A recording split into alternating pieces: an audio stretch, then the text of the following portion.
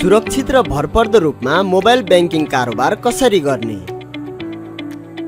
आफ्नो बैंक र वित्तीय संस्थाहरूबाट मोबाइल ब्याङ्किङ सेवाहरू लिनुहोस्।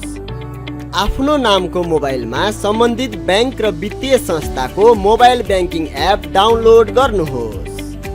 प्रयोगकर्ता नाम, युजर आइडी वा युजर नेम तपाईको मोबाइल नम्बर हुनेछ। तपाईले आफ्नो प्रयोगकर्ता नाम, युजर नेम र पासवर्ड मार्फत लगइन गर्न सक्नुहुन्छ।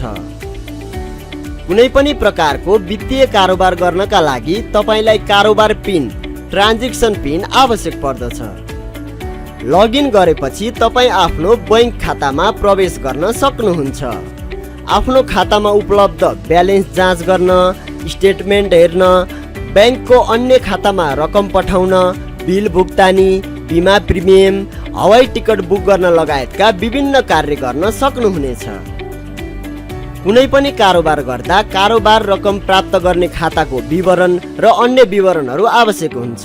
कारोबार गर्नु अघि सावधानीका लागि विवरणहरू ठिक छन् वा छैनन् भनी यकिन गर्नुपर्दछ। यो तपाईको जिम्मेवारी पनि हो। त्यसपछि कारोबार कन्फर्म गर्न मोबाइल एपले पिन राख्नको लागि अनुरोध गर्नेछ।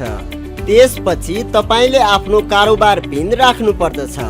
यस्ता पासवर्डहरूलाई तपाईको मोबाइलले सपोर्ट गर्छ भने फिङ्गरप्रिन्ट, औँठाको छाप वा अन्य बायोमेट्रिक विशेषतालाई पनि पासवर्ड बनाउन सकिन्छ। कारोबार सफल भएको सन्देश रकम पठाउने र पाउने दुवै पक्षलाई प्राप्त हुन्छ।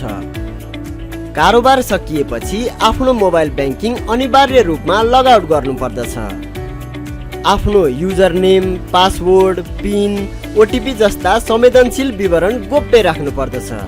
यी विधिहरू सतर्कतापूर्वक पालना गर्नुभएमा मोबाइल ब्याङ्किङ भरपर्दो र सुरक्षित हुन्छ।